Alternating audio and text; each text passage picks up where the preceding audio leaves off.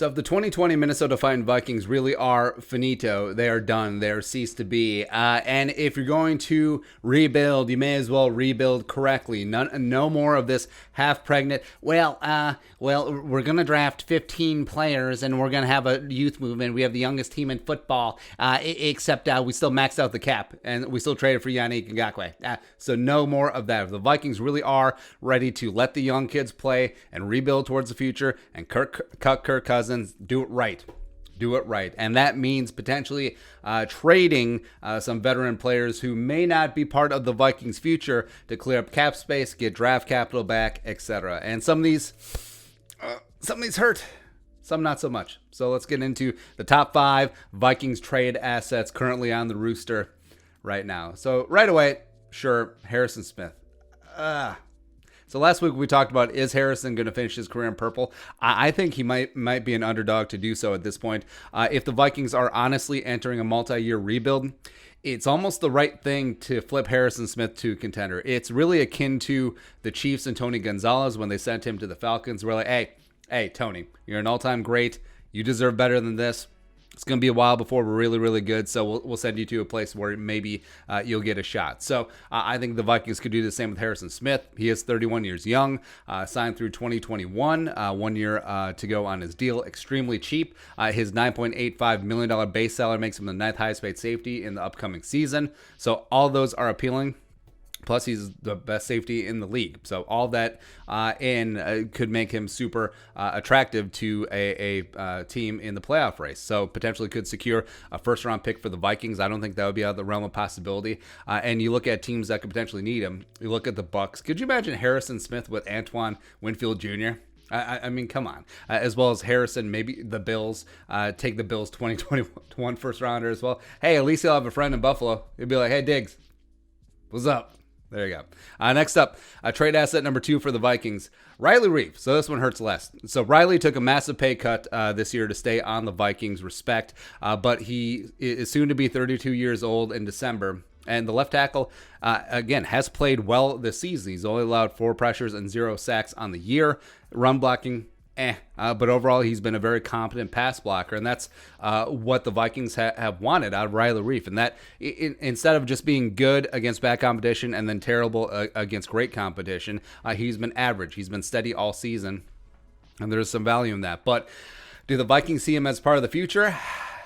Probably not. Are they going to kick Ezra Cleveland back out to left tackle? Or if they do see Ezra as guard long-term, Blake Brandel, the 6th-round pick out of Oregon State, who's only a left tackle, maybe toss him in there off the practice squad, but whatever. The remainder of his $5.9 million base salary is just north of $4 million, so that is pretty cheap. The Cowboys do have $24 million in cap space, and they just lost Tyron Smith for the season with a neck injury, and are still, despite themselves, are in the thick of the NFC East race. So can Andy Dalton, the Red Rocket, need some decent protection on his blind side? Riley Reiff for a 2nd-round pick? Come on, Jerry. Come on. Next up, viable trade asset number 3 for the Vikings, Yannick Ngakoue. I know, LMAO. He literally just got here. Yes, he is only making $12 million per year. Yes, if the Vikings want to keep him long term, he's certainly young enough and he brings the heat. And he is a premium at a very premium position. I get that, right? But also, he is leading the Vikings with 5 sacks this year. And besides Afadi, he's the only one consistently getting pressure. But if the Vikings don't want to franchise tag him next in the offseason, or they don't think that they're going to re-sign him long term, flip him now, because if he leaves in free agency next offseason, then the Vikings have to wait to potentially get a compensatory pick in 2022, which could be high. I mean, Yannick's going to sign for a boatload of money wherever he goes, so it could be a 3rd-round pick. But if you could trade him now, get immediate return in 2021 as opposed to potentially waiting for 2022, why not? Because you look around, it's a passer, get the passer league. And what team in contention? Injuries do happen, but also, why not add, if you have the cap space, a guy like Yannick Ngakoue, a premium pass rush specialist, just getting after it. Arizona, does make a ton of sense here because they're still, to a degree, in the NFC West hunt, as well as they're in the thick of the wild card hunt. Kyler Murray, Nuke Hopkins, they're doing some really interesting things with Cliff Kingsbury, but they just lost Chandler Jones for the season with an injury. So they do have the cap to make Yannick's contract work, and as well as their GM, Steve Keim. He likes to gamble. He ain't scared. So, Yannick the Freak for a one time?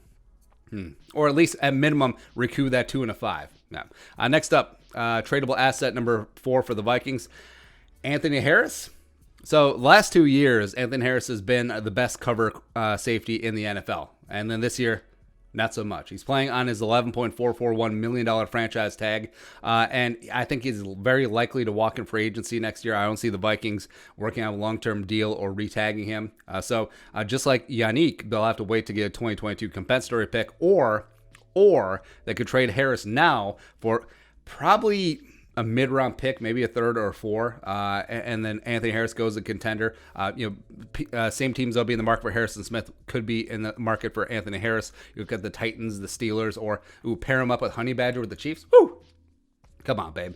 And also, since his salary is so steep being on the franchise tag, the Vikings may have to pay a part of his remaining salary as part of the deal, which is fine. It's already baked into the 2020 books. But also, that may raise up the compensation the Vikings get for Anthony Harris.